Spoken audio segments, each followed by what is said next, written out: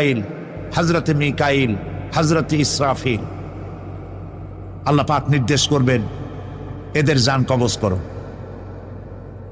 ইসরাফিল, মিকাইল জান কবজ হবে। হযরতে জিব্রাইল আমিন শাদীদুল কুওয়া, প্রচন্ড ক্ষমতা আল্লাহ তাকে দান করেছেন। সুবহানাল্লাহ বলে।